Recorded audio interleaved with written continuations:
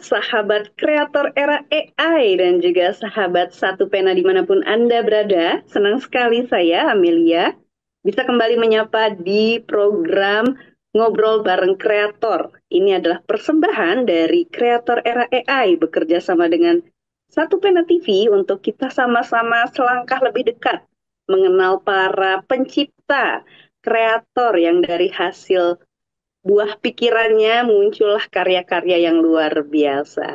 Dan pada episode kali ini ada seorang kreator mungkin kita sebutnya ya, karena karyanya tidak terbatas hanya pada satu bidang tertentu saja, tapi punya banyak cerita dan punya banyak Hmm, wahana untuk mengekspresikannya. Pergi ke desa mencari benih. Benih cakep. tak jumpa, datanglah kekasih. Ada Cakep. penulis keren dari Banten nih. Asik. Abang John doi siapa sih? Cakep, Amel. Doi adalah orang besar dalam kepenulisan. Dia adalah satu-satunya orang Indonesia yang dapat julukan untuk 5 tahun terakhir ini sebagai Duta Baca Indonesia. Tentu Wow. namanya besar, dia dipilih sebagai Duta Baca, prestasinya juga hebat, dan cerita masa lalunya yang heroik itu juga hebat. Sampai sekarang juga semangatnya menyala-nyala ya dalam dunia literasi. Kita temui saja panggilannya adalah Golagong. Selamat malam, Yeay. apa selamat siang, selamat pagi nih Mas Golagong. Iya. Selamat Apa pagi kabar? menjelang siang. Kabar lagi beres-beres perpustakaan nih. Kabar capek. Itu kalau beres-beres perpustakaan sampai capek segede apa itu Mas perpustakaannya? Alhamdulillah ya, istri saya tuh mendukung gitu. Ini ada satu, dua, tiga rumah. Hmm. Jadi bayang, bayangkan sekarang saya lagi buku di dalam kamar, nggak punya pilihan. Mau bangun rumah satu lagi kayaknya nggak mungkin. Akhirnya ya sudah kita atur nih, saya lagi beres-beres buku-buku yang nggak kepake mau saya masukin dulu. Tadi bilang ke istri, kayaknya kalau ada orang mau bikin taman bacaan masyarakat mau saya sumbangin nih. Nanti saya mau cari di Banten ya, di Banten di kampung saya kasih bukunya buat bikin TBM. Itu Wow. bagaimana Mas membedakan buku nggak berguna, buku berguna gitu? Gimana? Oh sorry, salah sebut saya. Maksudnya gini, Nggak apa-apa. buku Jadi pertanyaan kan, kalau nggak gitu saya nggak nanya ya dong. maksudnya maksudnya buku itu udah nggak digunakan lagi. Maksudnya eh, mungkin lebih Udah bermanfaat. khatam. Eh, ya ada juga yang nggak hatam, misalnya baru setengahnya udah lihat daftar isinya, kayaknya udah pernah baca di buku yang lain gitu. Jadi atau misalnya buku-buku eh, apa puisi-puisi dari generasi yang sekarang kayaknya bisa lebih bermanfaat. Ya beberapa sih suka saya baca. Ya kalau khatam mungkin harus berulang-ulang ya, Mm-mm. gitu sih.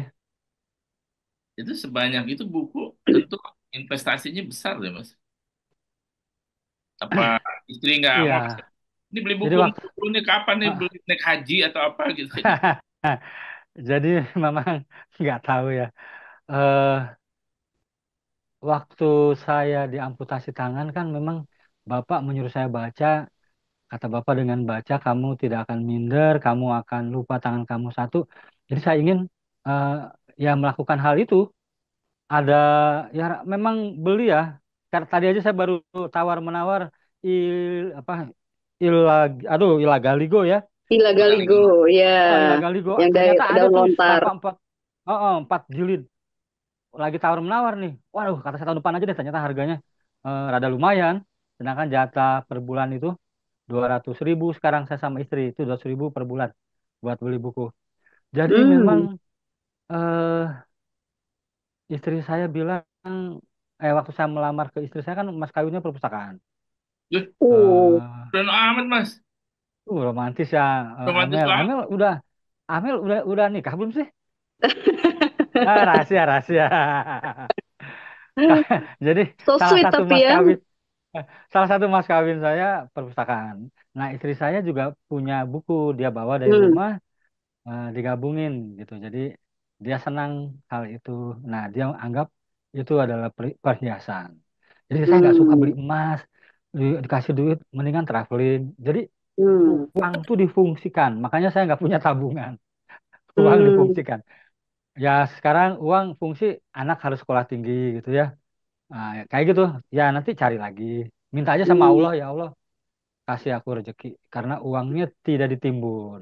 Tidak dipakai untuk hmm. hal-hal yang negatif lah. Ada kan yang dipakai negatif ya? Ada. Ada juga yang Contohnya, pakai pakai. contohnya judi online. Ya, betul. Problem juga. Itu Problem. Mas, sebutan bagi Ya, orang yang apa punya perpustakaan sebenarnya dia kolektor buku atau pustakawan apa yang pasti?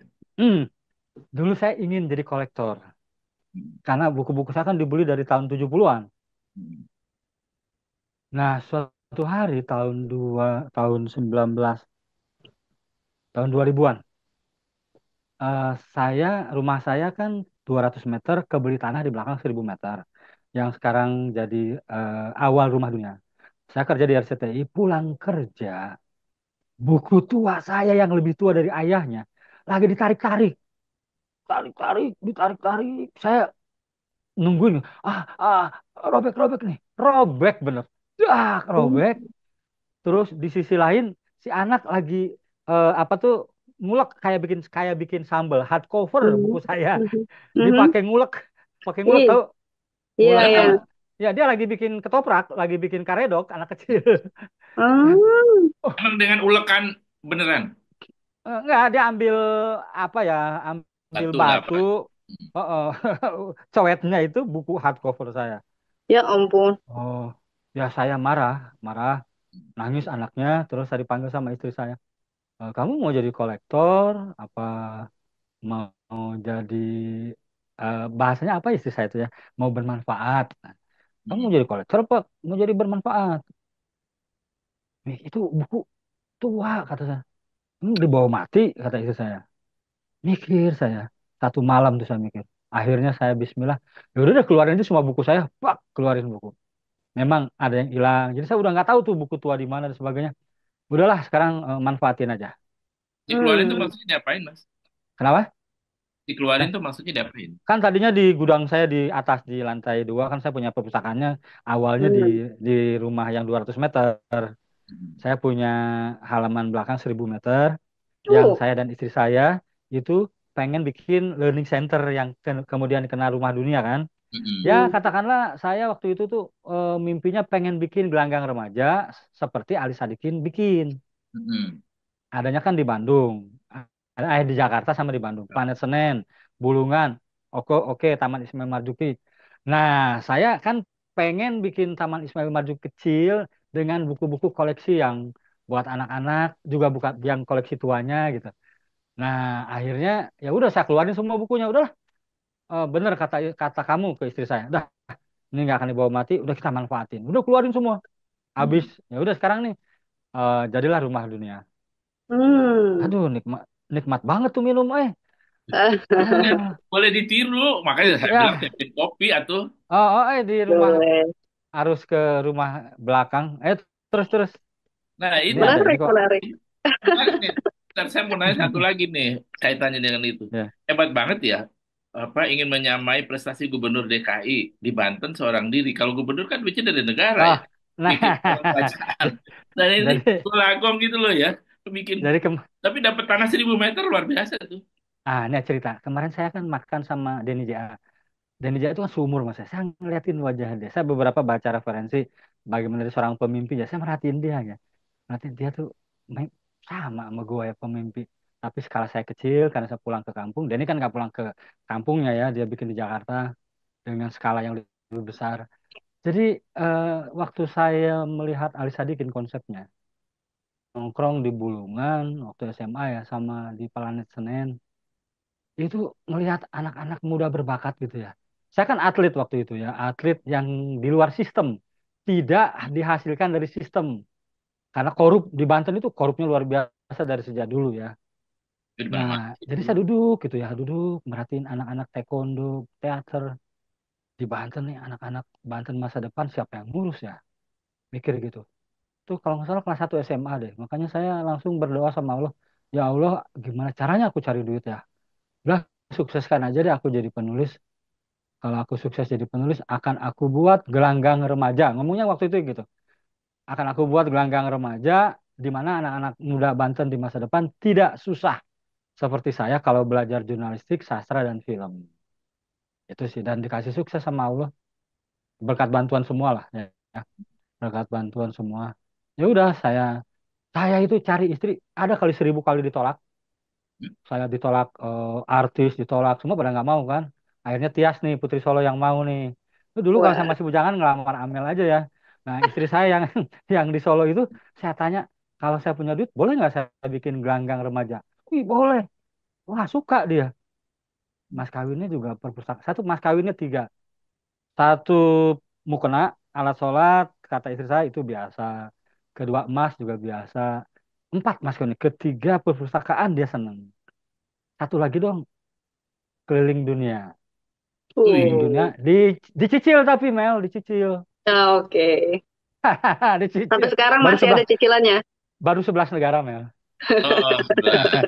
Yang dekat-dekat dulu apa? Lang jauh dulu apa yang dekat dulu nih? eh udah berapa ya? Udah ya Korea, ya Asia, ya udah otomatis Asia ya. Korea, yang jauhnya mana ya?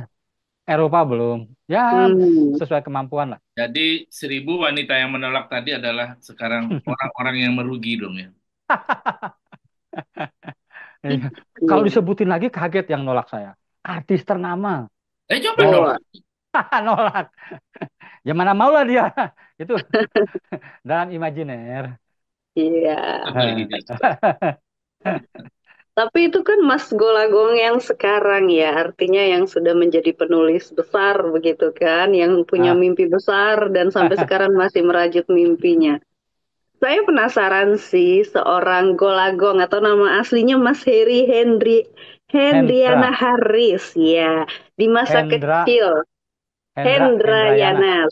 Hendrayana Ya, Haris. Itu Sunda, ketika Sunda pisan. kecil, itu seperti apa? Pertama kali jatuh hati pada dunia literasi seperti apa? Dan pada akhirnya orang untuk bisa mendedikasikan hidup pada oke, saya akan mendedikasikan hidup saya di dunia literasi yang mungkin secara orang awam melihatnya finansialnya mungkin bagaimana begitu kan? Itu bagaimana perjalanannya itu seperti apa? Saya mempercayai bahwa jika sesuatu itu difungsikan dengan baik, maka kayak roda dia, saat mesin gitu ya. Nah, waktu kecil itu pengaruh besar saya film, TV Oke. ya. TV, Bapak udah langganan koran, tapi belum begitu kuat seperti TV. Nah, apa ya nakal saya nakal. Waktu itu nonton film Jenderal Kancil Ahmad Albar. Tahun berapa itu ya? Lupa saya. 70-an lah. Pokoknya banyak nonton film. Nah, terus ya sehat lah saya sehat, energinya berlebihan. Tapi tahun 74 saya kena musibah ya jatuh dari pohon. Waktu itu saya inget deh, saya waktu itu perang-perangan sama anak-anak, sama Hmm. teman-teman kecil ya. Apa topi bajanya dari daun pohon nangka, Hmm. senjata senapannya dari pelepah daun pisang. Terus tulup tuh dari bambu ya, tulup dari biji saga, dari eh, kacang ijo. Tanggal 5 Oktober 74 ada perayaan Hari ABRI di Kota Serang. Ya, Mhm. nah kami seperti anak kecil lainnya berteriak-teriak, kapal minta duit, lari Iya. ke alun-alun, lari ke alun-alun. Rumah kami di komplek guru, karena bapak ibu saya guru di selatan alun-alun jaraknya sekitar 100 meter. Nah, di alun-alun itulah kami melihat tentara para apa terjun payung. Nah, saya Hmm. ingat banget ada satu parasut nyangkut di pohon asam, lalu saya melihat ke atas meronta-ronta tentaranya lalu terlepas dari parasutnya dia apa eh, berdebum di depan saya, Mhm. kemudian melihat saya mengusap-usap kepala saya. Dia bilang, cita-citanya mau jadi apa? Saya masih tangan 2 ya. Pilot, kata saya. Jadi pilot. Nah, udah, bagus. Dia lari ke alun-alun. Nah, waktu itulah saya pun kita terjun payung yuk. Nah, Hmm. lalu kami cari pohon melompat. Siapa yang paling tinggi melompatnya dia jadi jenderal. Hmm. Nah, dari 7 orang kalau nggak salah, tersisa 2 orang. 2 orang tuh saya dan teman saya, Endang. Aduh, jadi ingat Endang. Endang tuh saya dengar kabar dia sekarang lumpuh. Aduh, saya janji mau nengok ya. Saya berdua sama Endang, eh, setelah 1 2 lompatan, lompatan ketiga kami sadar itu tinggi untuk anak kelas 4 SD. Saya ingat saya di pohon, di atas pohon itu dorong-dorongan. Kamu dulu, kamu gitu. Dia Endang mendorong lebih keras, saya jatuh.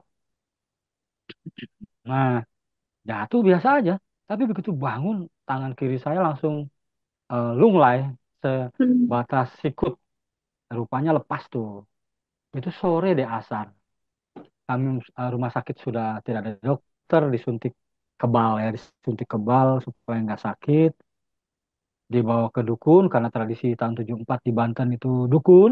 Bapak saya sebetulnya nggak mau, tapi tetangga terus mendesak-desak. Akhirnya bapak saya mengalah, dibawa ke dukun. Sampai hari ini momen yang tidak pernah bisa saya lupakan ada dua.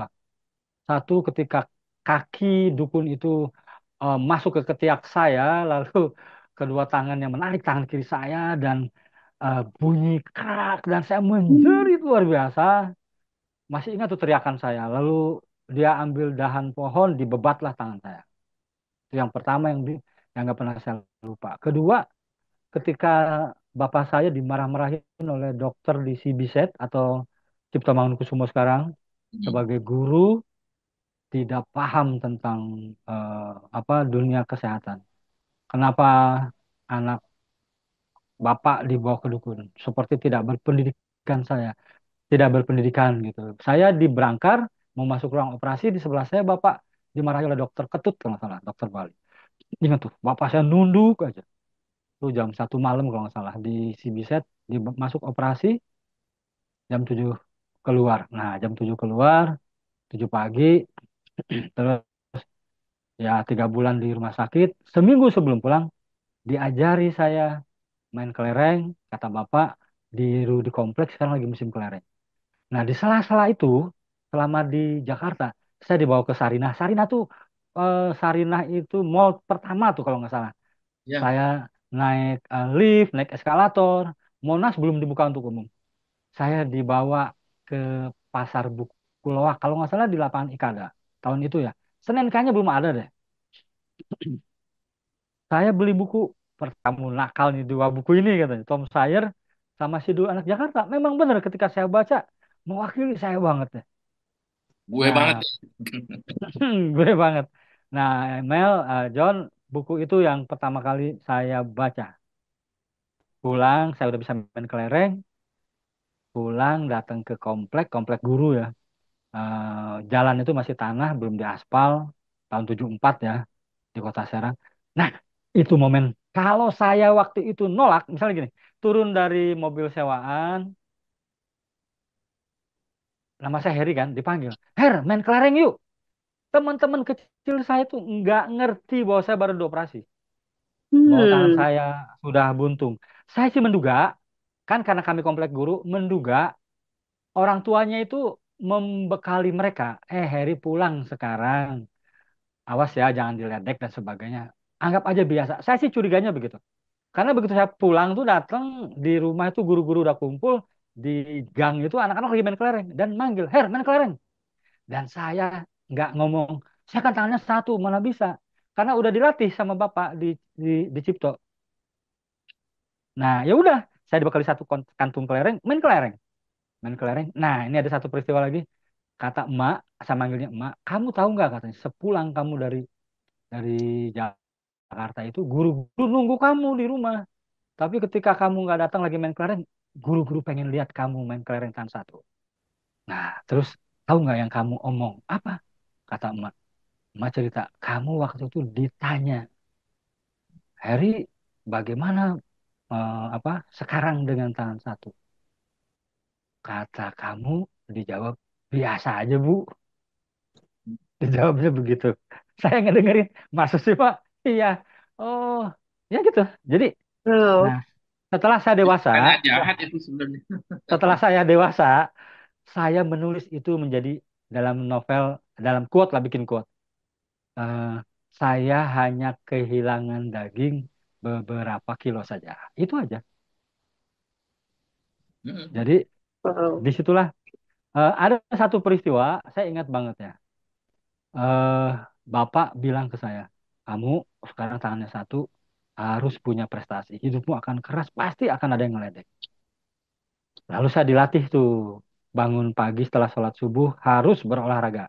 Karena alun-alun deket kan, jadi saya jogging aja Ya. tiap pagi. Terus dikasih raket. Kedua harus baca. Ketiga harus mendengarkan cerita emak sebelum tidur, bedtime story. Hmm. Tuh, nah tiga hal. Jadi sejak diamputasi tangan itu, saya nggak melakukan apa-apa, cuma tiga hal itu. Itu namanya literasi keluarga tuh. Jadi udah kelas 5 baca buku, kelas 6 bikin sandiwara radio. Saya ingat banget tuh. Bikin sandiwara radio, satu kamar dikasih radio transistor, sound efeknya pakai alat-alat perkakas dapur, bikin naskahnya, disebar kalau lagi jalan mau ke sekolah. Dari tadi ibu dengar sandiwara radionya. Di mana bu sekarang kasetnya? Dipinjam sama ibu itu. Terus oh, itu. Nah, terus waktu SMP kelas 1 semua serba baru, saya masuk satu sekolah SMP favorit, saya mulai di situ pubertas ya, persaingan tuh terasa banget. Orang-orang menganggap sepele kepada saya. Saya hanya dapat bangku di belakang. Tapi Hmm. saya udah diajari oleh Bapak untuk menghadapi situasi seperti itu. Nggak boleh marah, kasih senyum. Karena kalau marah, kata Bapak, itu yang diinginkan oleh orang yang memprovokasimu.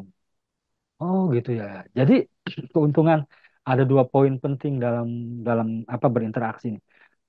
Kalau duduk di belakang, kamu bisa apa mengobservasi keadaan di sekitarmu. Jadi saya duduk di belakang tuh saya lihat yang cantik, yang gemuk, yang semok, yang sombong, yang ganteng, yang macam-macam, yang jadi preman di kelas itu.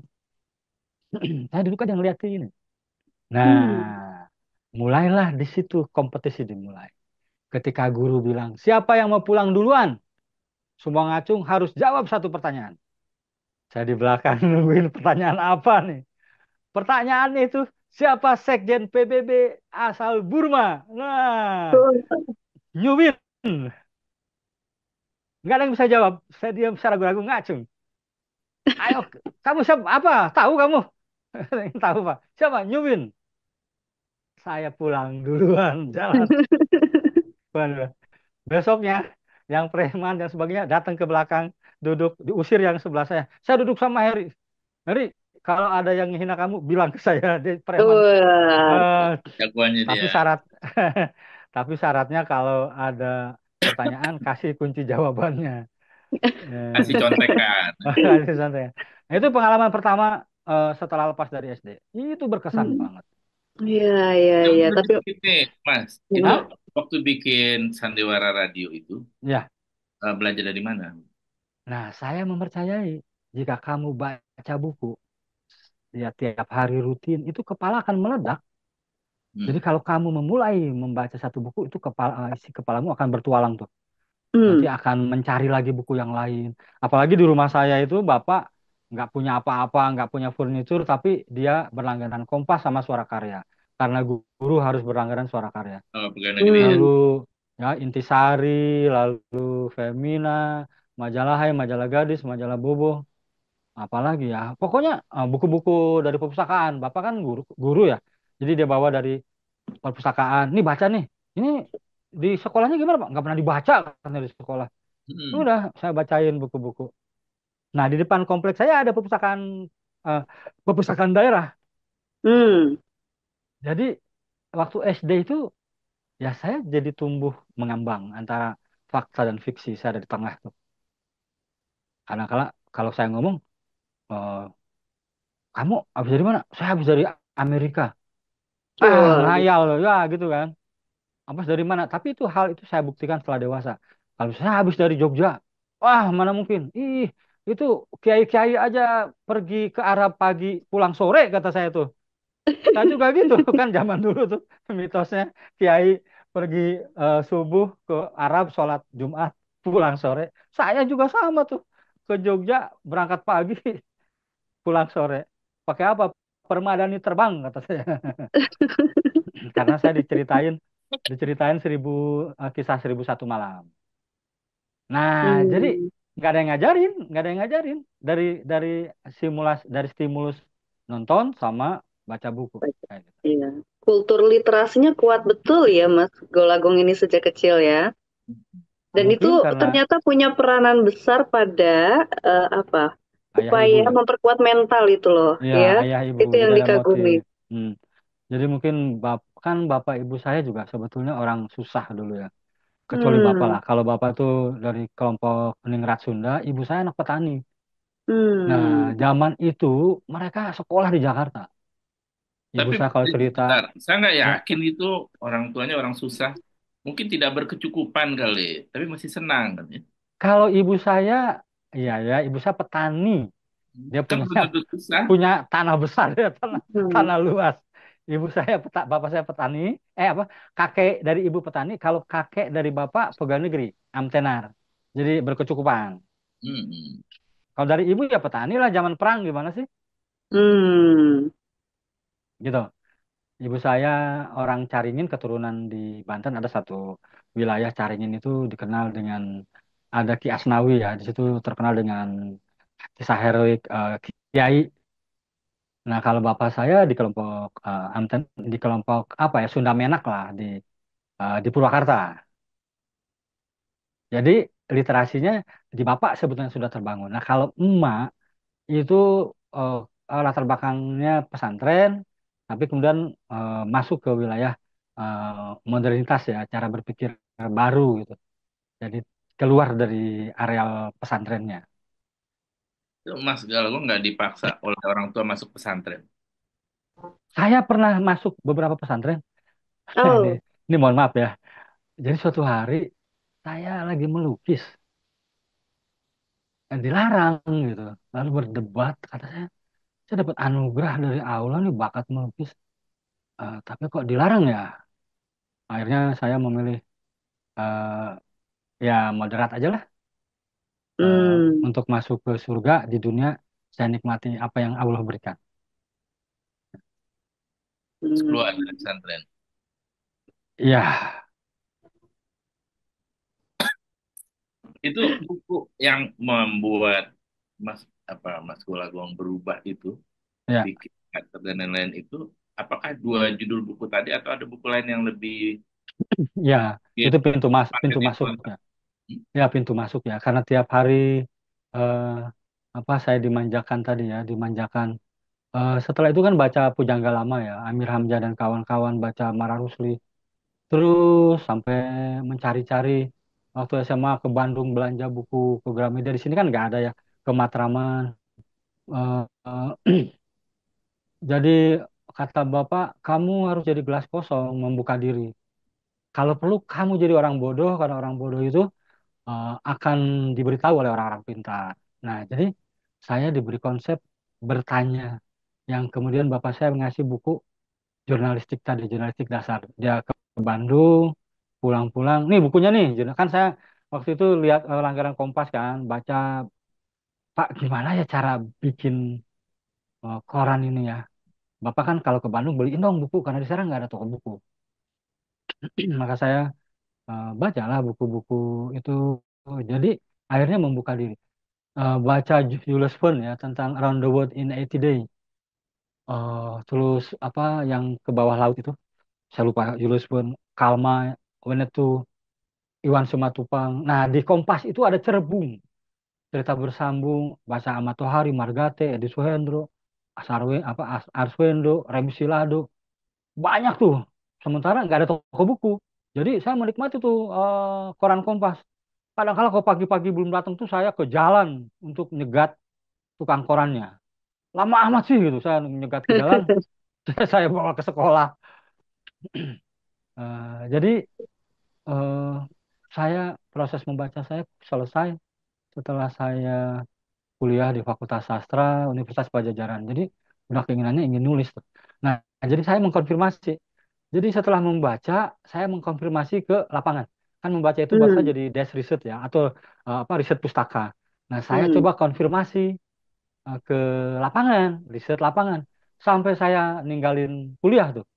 Saya tidak meluluskan apa, saya meluluskan diri.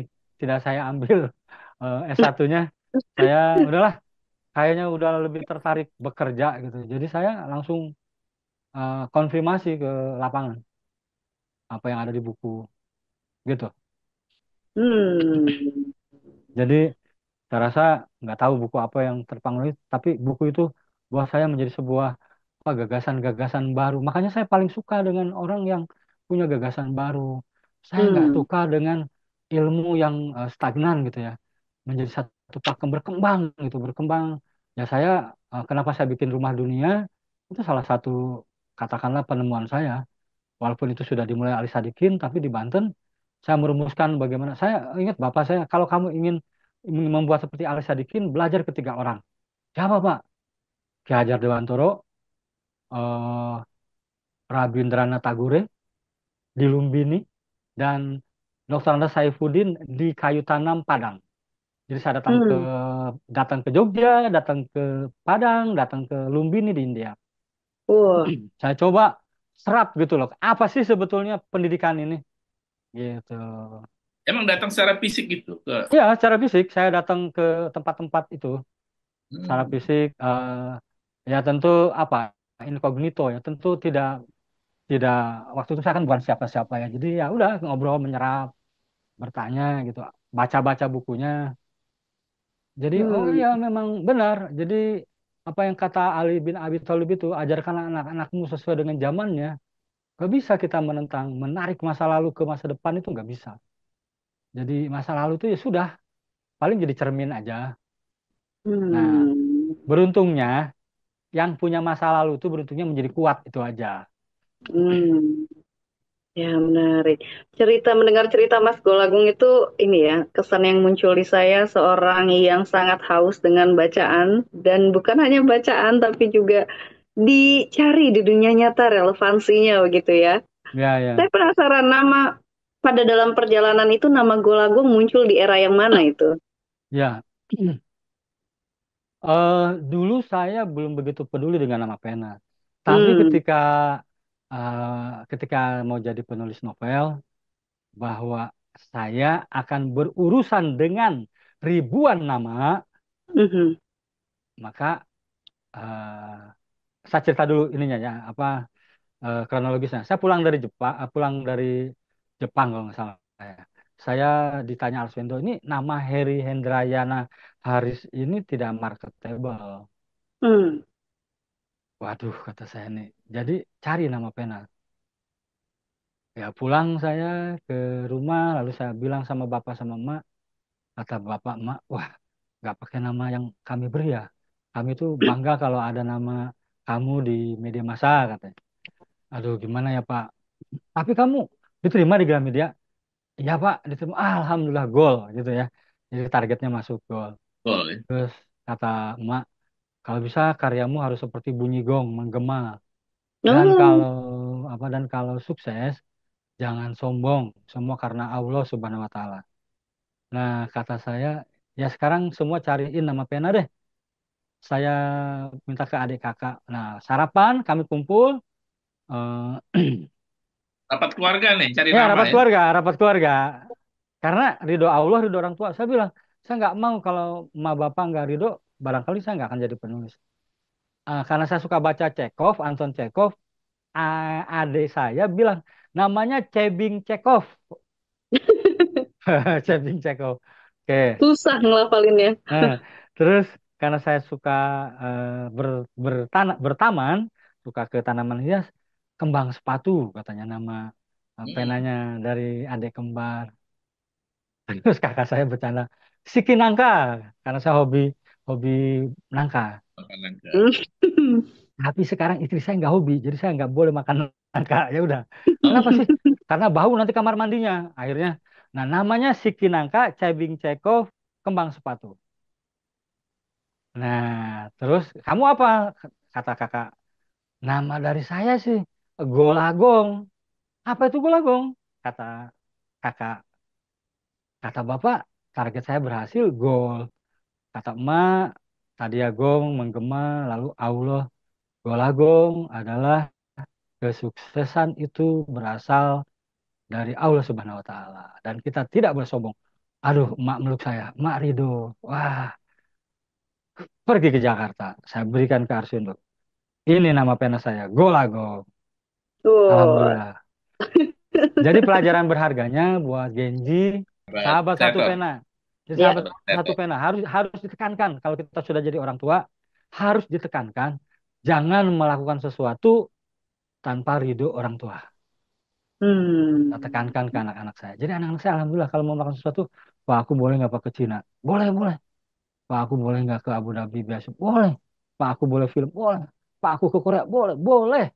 Yang penting kamu tidak ya tadi ya di nasihat-nasihat yang normatif lah. Kayak gitu. Jangan melakukan sesuatu tanpa ridho orang tua. Dah.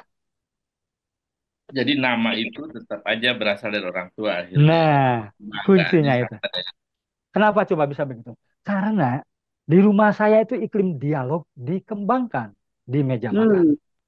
Jadi bapak sama emak tuh, pokoknya sarapan kumpul di meja makan. Hmm. Kata bapak tuh, gimana hari ini? Kalau pas lagi gajian, nih bapak gajian, buka, buka, buka, buat Hmm. 2,5% dulu. Selalu itu 2,5% dulu. 2,5% dulu. Kalau kalau dulu tuh gajian dalam amplop ya kayak kayak Amplop, sekarang. amplop coklat. Iya, amplop coklat ya. Keluarin dulu 2,5% berapa? Buat koran, buat ini, buat ini, buat ini. Pak nggak cukup. Bapak nyari lagi, ngehonor. Biasa bapak. Nah, berdialog itu. Jadi karena berdialog itu, coba kalau saya nggak dialog, pulang dari Jakarta, diem aja kan. Kenapa? Nggak. Tiba-tiba nama saya muncul sendiri aja kan. Nanti bapak ibu, ini kamu kok namanya beda? Kenapa nggak? Nah pasti kan jadi nggak ridho tuh. Hmm. Nah itu semesta. Kalau kita nggak percaya agama, semesta ini bergerak nih.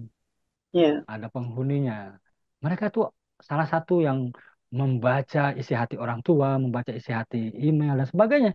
Itu masing-masing ngirim WA tuh, ngirim WA.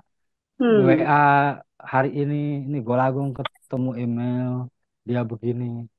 Golagong ketemu John, dia begini. Ya, perlu didukung nggak? Perlu didukung nggak? Ah, itu saya yakin begitu.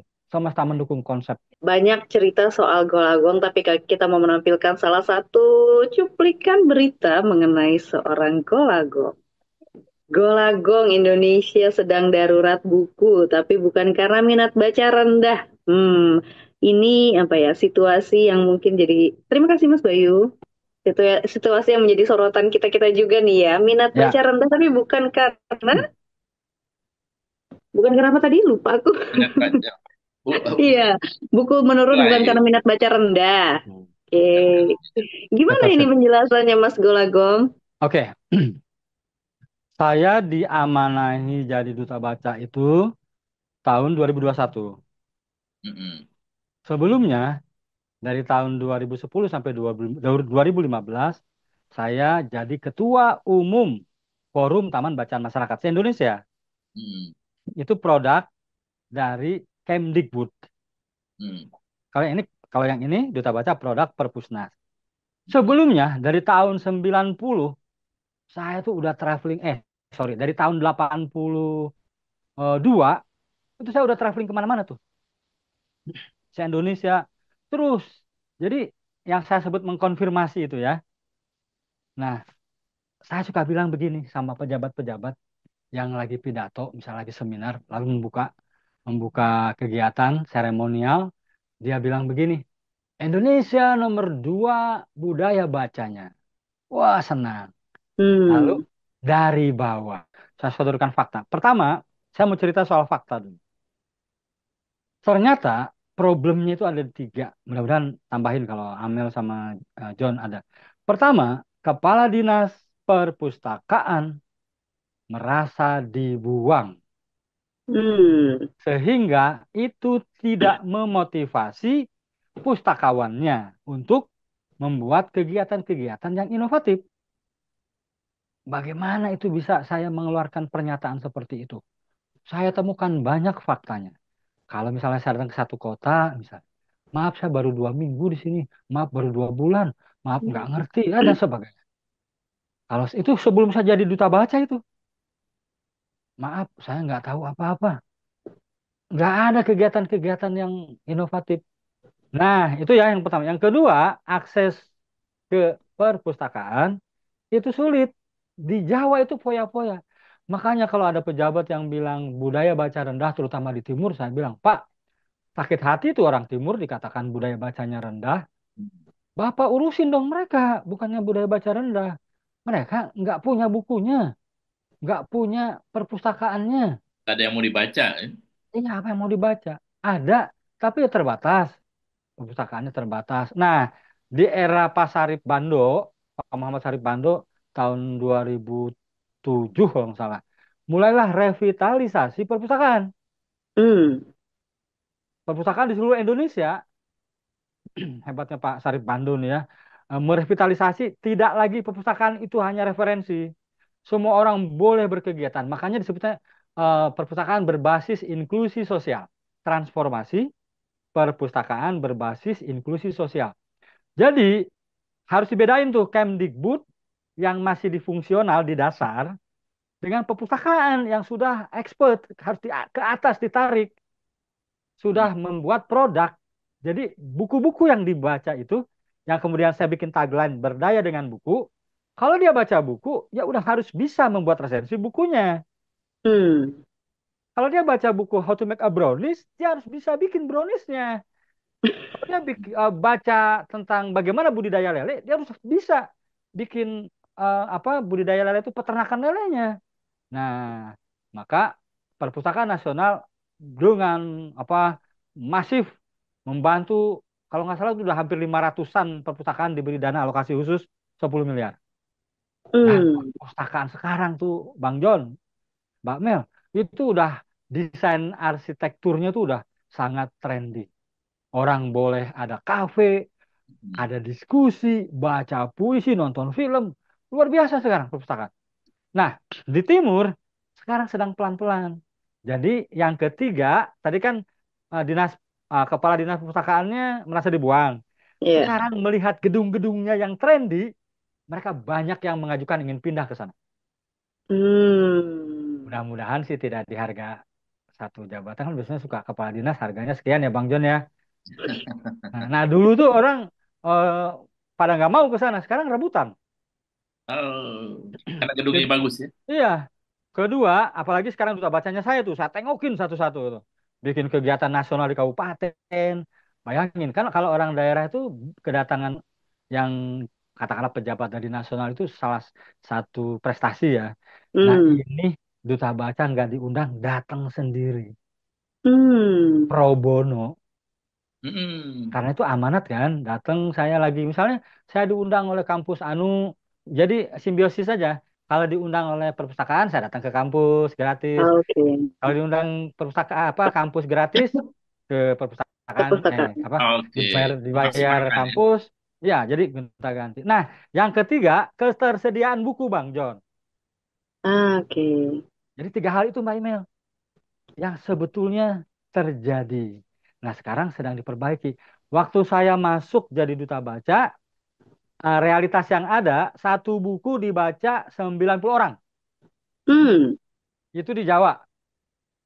Kalau di timur, kata Perpusnas nih hasil data Perpusnas, kadangkala bisa mencapai 1.000 orang yang menunggu satu buku giliran Biasa itu. Itu ya average atau buku tertentu ya? eh pokoknya perpustakaan ngasih tahu ke Rata-rata. saya rata-rata golagong nih disparitas yang ada satu buku di Jawa ditunggu 90 orang kalau di luar Jawa bisa 1.000 orang dan itu Hmm. saya konfirmasi memang bisa jadi saya rasa di satu kabupaten beberapa kabupaten lebih komplit perpustakaan saya tuh lebih banyak ya Ya, ya, saya ya. yang bisa Problemnya di kelas situ ya. Minat baca nah sebenarnya tinggi gitu ya. tinggi. Problemnya dari apa? Hmm. Dari distribusi yang tidak merata. Ya. Satu buku kita kirim beli 50.000, dikirim harganya 125.000 ongkos posnya. Hmm. Nah, nah sebetulnya ini yang perlu satu pena apa eh, blow up ya, Undang-Undang Nomor 3 Tahun 2017 tentang ekosistem perbukuan. Belum Hmm. ada turunannya, Bang John. Belum Mm-mm. ada pergub atau undang-undang perdanya belum ada tuh. Perdanya belum ada ininya apa peraturan pelaksana lainnya ya. Ah, Eh, iya. Apa sih masyarakatnya. keuntungannya? Satu aja keuntungannya, penulis lokal. Jadi kalau misalnya, Hmm. kan tadi distribusi tidak merata nih. Mm-mm. Saya punya duit banyak nih. Saya akan investasi di Jayapura karena ada peraturan tadi, peraturan daerah Hmm. turunan dari Undang-Undang Nomor 3 Tahun 2017. Ada payung hukumnya. Jadi kalau OPD di Jayapura punya dana untuk nerbitin buku, jangan ke Jawa. Nyetaknya di sana aja. Ada itu Bayangin. fasilitas cetak di Jayapura ada. Tapi kan mungkin masih mahal sekarang. Ya. Nah, kan bisa dibayangin, saya ditelepon sama percetakan Jayapura atau penerbit Jayapura. Golagong, bukunya bestseller ya? Ya, saya cetak versi, Jayapura. lihat ya di belakang. Harga luar Jawa tambah berapa ribu tuh. Kadang-kadang tambah 20.000. Ke Kalimantan aja udah harga luar Jawa sekian. Nah, kalau misalnya ada payung hukum, bisa bikin tuh Papua Book Fair. Hmm. IKP-nya Ya, ya. jalan, karena ada payung hukumnya. Menarik tuh, menarik. Nah, itu coba deh tanya ke apa orang-orang. eh, nah, ini pentaheliknya nggak jalan nih ketika undang-undang itu. Banten pertama kali tuh mencoba bikin FGD Hmm. untuk keluar pergub atau perda. Tapi anggota dewannya nggak dukung, bayangin tuh. Itu udah diinisiasi tuh di sebuah hotel. Wah, katanya ini beratnya harus ada naskah akademis dan sebagainya. Itu kan duit lagi katanya. Wah, Hmm. gitu. Oke. Ini Jadi kenapa itu Jadi itu ya, sebetulnya bukan budaya baca kita yang rendah, tapi ketersediaan buku. dengan bukunya Yang yang enggak? tidak merata, Nah, yang menarik nih betul. sekarang sudah satu buku ditunggu 30 orang. Ah, lebih turun lagi ninya ya. Ya, disparitasnya jadi jaraknya sekarang kalau kemarin 90, sekarang 30. Iya, menarik, Artinya menarik. bukunya udah mulai banyak atau yang baca mulai turun? Apa artinya itu? Jangan-jangan Kata, yang nah, kalau sekarang kan tahun ini aja Perpusnas itu mencetak buku 10 juta. Hmm. Dibagikan satu ribu. Mm-mm. Ada 10.000 taman bacaan dan perpustakaan masyarakat. Hmm. Nah, kemudian di program kemarin itu pojok baca digital. Jadi Hmm. setiap wilayah kabupaten diberikan bantuan oleh negara lewat Perpusnas pojok baca digital. Pojok baca digital itu apa? 3 komputer, 500 buku, rak, dan satu layar monitor. Nah, terus kesadarannya saya lihat juga mungkin buku-buku e-book. Hmm. E-book tuh Ipusnas itu juga katanya diakses, banyak yang akses. Nah, jadi sekarang saya lihat hasil satu buku dibaca 30 orang itu memang data dari masing-masing perpustakaan wilayah dan kabupaten di setiap wilayah, di setiap provinsi. Mereka yang menyetor ke pusat lalu diolah oleh pusat data informasi di Perpusnas. Itu sih. Ya. Jadi trennya lagi baik nih trennya. Oke. Mas, cerita ini dong dikit. Sebenarnya kenapa sih Mas Gulagung yang dipilih jadi duta baca? Melalui seleksi yang ketat atau pengajuan diri atau apa sih? Kalau Bagaimana sih? perpustakaan, kalau perpustakaan Duta Baca Indonesia itu ditunjuk ya, dipilih. Hmm. Mereka ada riset and development-nya. Mm-mm.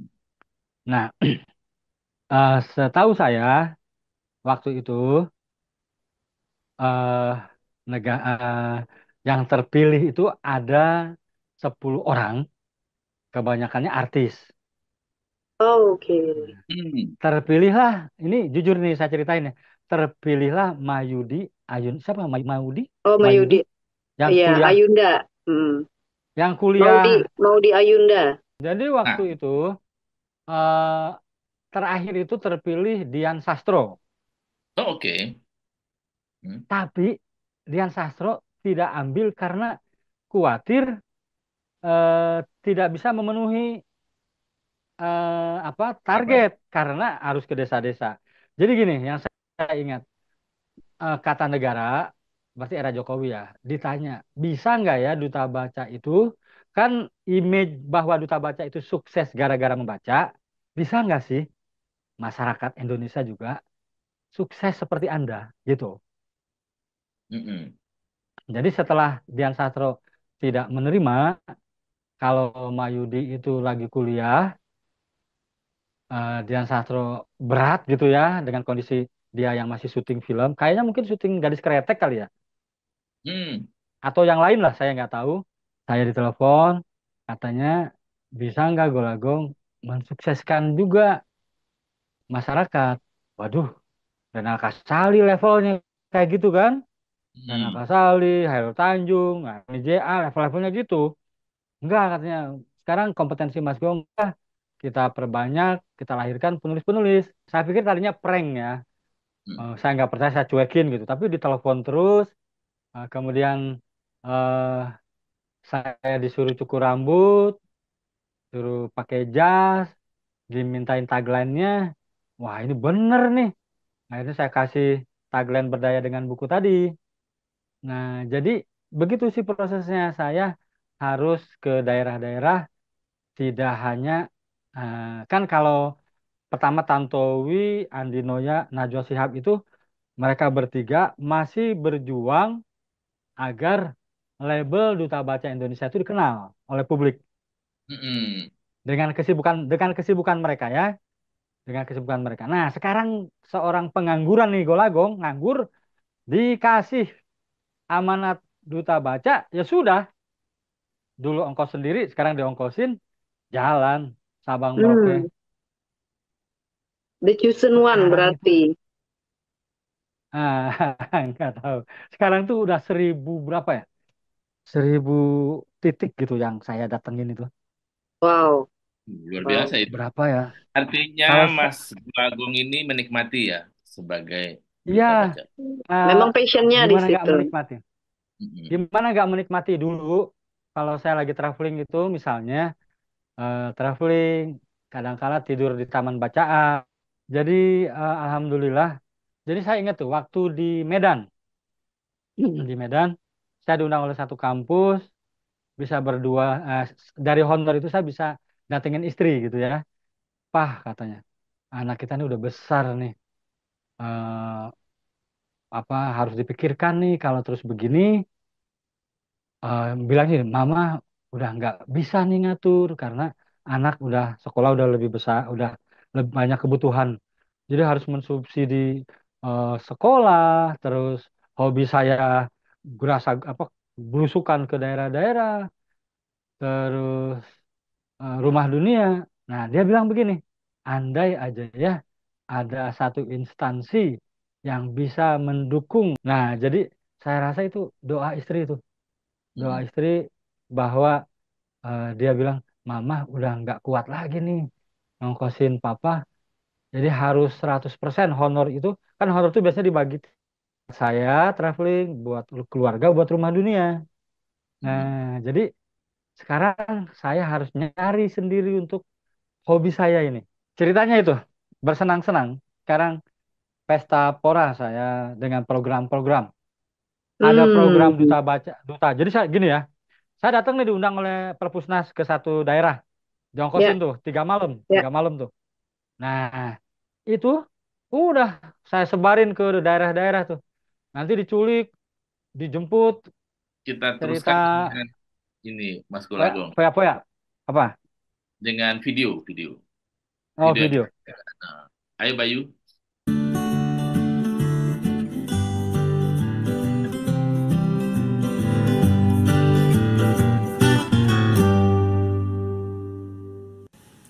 Sahabat Golagung TV, terutama yang bergabung di kelas menulis Rumah Dunia Angkatan 35. Apa kabar? Sekarang lagi apa?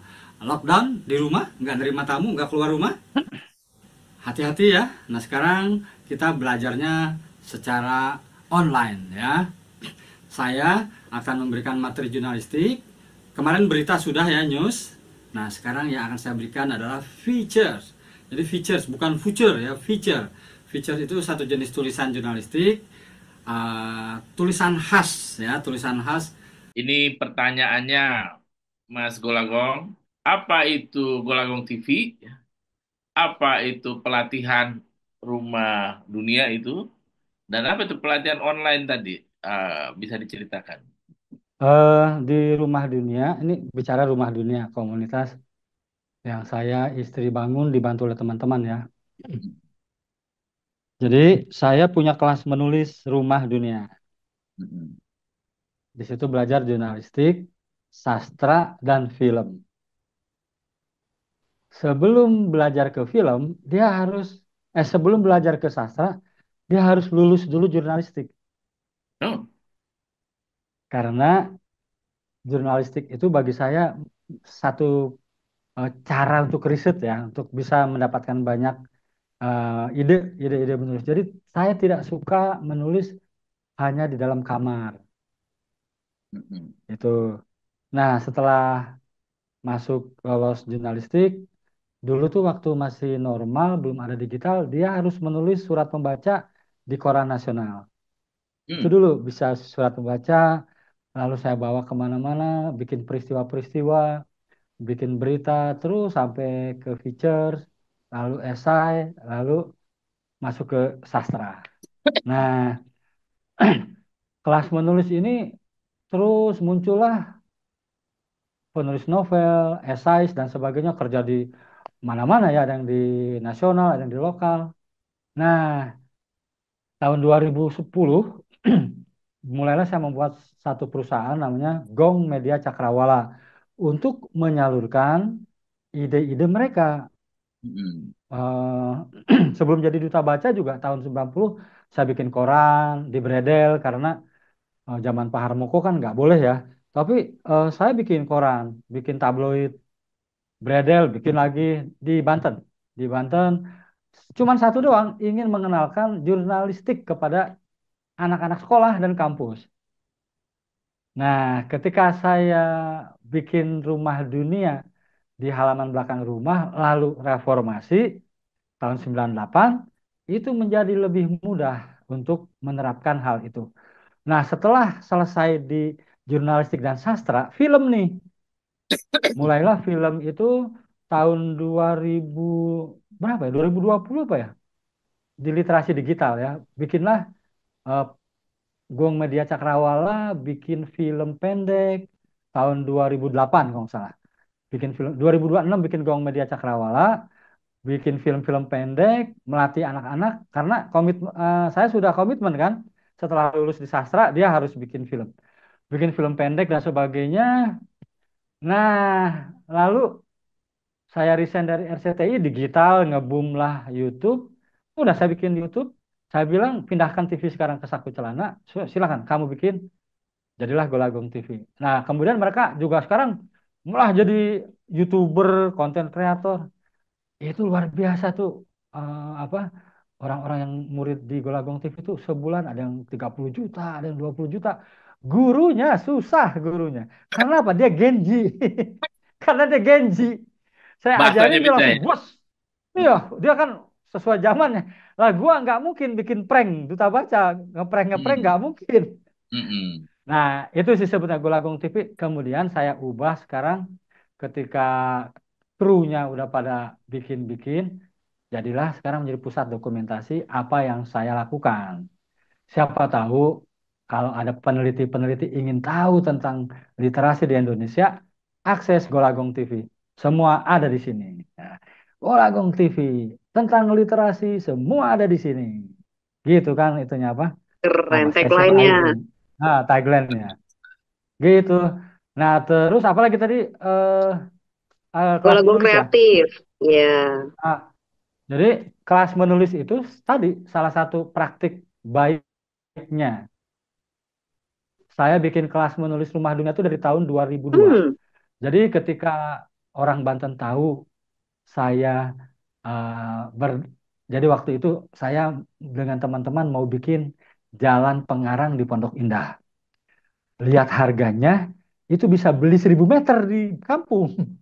Hmm. Mm. Nah, ya dari prestis mungkin mungkin prestis kali ya Jalan Pengarang. Wah, ada banyak pengarang di Pondok Indah. Tapi kata saya sama istri, ini kalau kayak gini kapan bikin gelanggang remajanya? Makanya Oh, 98 nyetop nih, pulang.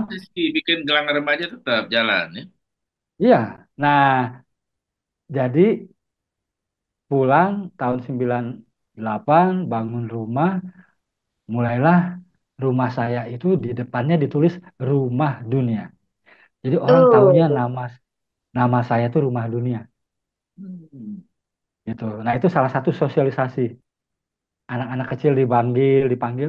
Saya dengar sama orang dewasa. Hmm. Golagong bikin kegiatan tuh anak-anak datang orang-orang dewasa minta ke saya, ajarin dong. Ya udah, kalau kamu mau diajarin nulis, ingat kata Bung Karno, saya butuh 10 orang. Siapa yang mau tidur di rumah saya 10 orang, kita bikin Banten geger. Ah, Wah, akhirnya mengguncang Banten. Gerojang Banten. Saya dapat 10 orang yang tidur di musola, mahasiswa ya. Yang tidur Hmm. di musola, yang tidur di UKM, yang Hmm. mereka kesulitan apa logistik ya. Akhirnya saya dan istri menempatkan mereka di mes di belakang rumah sambil Hmm. mengurusi organisasi Rumah Dunia tahun 2000. Lalu dibukalah Hmm. tahun 2002, 2001 akhir lah. Tahun Hmm. tahun 2002 kelas menulis Rumah Dunia angkatan pertama diluncurkan. Saya menerima Hmm. 25 orang saja. Berbayar.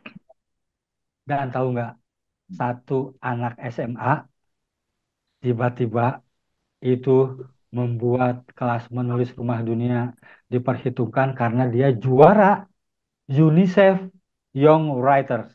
Wow. Jadi Siapa dulu gurunya tahun ya?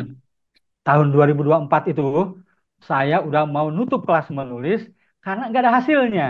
Hmm. Hmm. Saya berdoa tuh sama Allah, ya Allah, ini Rumah Dunia kelas menulisnya kok cuman anak-anak mahasiswa datang makan gitu ya. Kayaknya mereka cuman bersenang-senang, tapi nggak ada hasilnya. Itu tahun 2024. Juara lomba eh, cerpen di Banten. Oh. Tiba-tiba juara UNICEF di Kompas dimuat anak SMA waktu itu, kelas 3. Dan tahu nggak, 2 kali berturut-turut tuh, 2024, 2025. Gila nggak? Dalam hati, ya Wow. Allah, Ini dua ribu dua puluh UNICEF lima yang kan bikin. belum. 2025 kan belum ini. Baru Apanya? 2024. 2004, 2005, sorry. Oh, 2000. Oh. Dari tadi kan 2004, nanya baru dong itu ya. 2004 sorry, dan sorry, salah. 2005. Oh, oke. Terlalu bersemangat, sorry, sorry. Itu Iya. hampir hat-trick tuh, hampir hat-trick Oh, loh. 2023, 2024, 2025. Nah, 2025 itu waktu 2004, itu, 2005.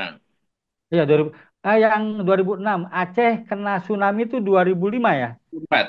Tsunami 2004. 2004. Hmm. Pokoknya kami tuh mau hat-trick, tapi ada Aceh kena tsunami. Hmm. Saya ingat tuh, jadi yang ketiga itu cuma masuk 10 besar. Gila, Hmm. dalam hati itu, ya Allah. Nah, disitulah terus sekarang kelas menulis sudah angkatan 40. Wow. Nah, ini yang paling uniknya. Saya meniru sastra Indonesia angkatan 20, Pujangga Hmm. Lama ada bukunya ya kan? Hmm. Hmm. Angkatan Pujangga Baru ada bukunya. Saya bilang ke anak-anak Rumah Dunia, setiap angkatan supaya ada penandanya harus bikin cuman 2-3 angkatan. Tapi selebihnya semuanya ada bukunya.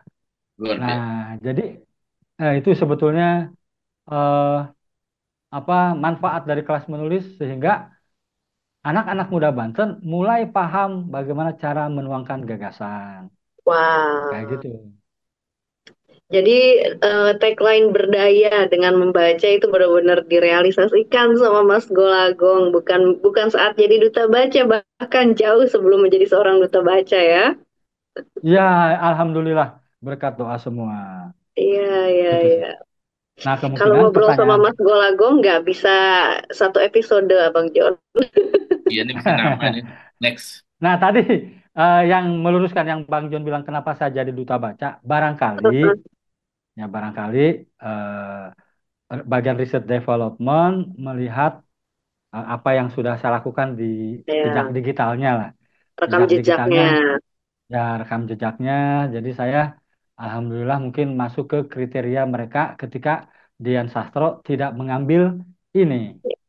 Iya, iya. Gitu. Ya, Ada maka dari itu, hikmahnya. the chosen Terima one, kasih. orang yang Terima kasih terpilih. Dian Sastro. Wah ini harus terima kasih Dian Sastro nih.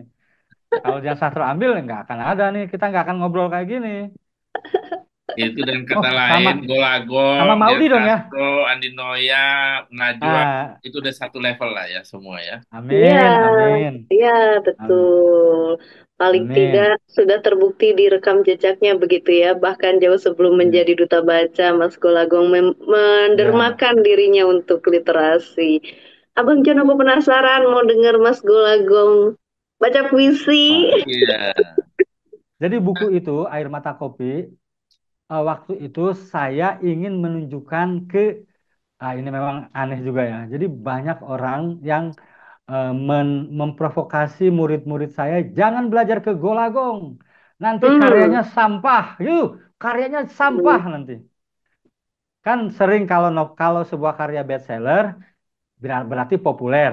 Kalau populer Mm-mm. berarti nilai sastranya kurang. Begitu kan? Ada dikotomi, Oh iya, ada iya, semacam. iya, Nah, iya. jadi eh thank you. Jadi aneh tuh. Saya tanya, Mas, oh jadi kalau belajar ke rumah dunia akan bikin sampah.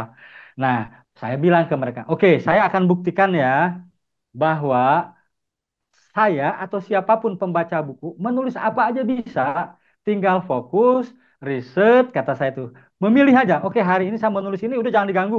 Kayak gitu. Nah, sekarang saya ini dengan banyak kegiatan, kalian lah, tapi saya akan buktikan. Maka risetlah saya air mata kopi. Wah. Ya, air mata kopi ini saya riset pertama kali nongkrong di Starbucks, Oke. ngopi. Jadi saya mau masuk pintunya itu Modal. ladang ladang kopi itu Indonesia, biji kopi itu rakyat Indonesia. Nah, saya nongkrong di eh, Starbucks, nongkrong di warung-warung kopi tubruk, lalu saya pergi ke Sabang, masuk ke Takengon, Pegunungan Loser, terus sampai ke Lampung. 50 hari. lima Wow. puluh hari. Nah, jadilah air mata kopi. Saya ngobrol sama Fikar Weeda, saya ngobrol sama LK Arab, pokoknya sama orang-orang di sekitar Aceh, menggali masuk ke ladang-ladang kopi. Jadilah air mata kopi dan masuk 10 besar Hari Puisi Indonesia.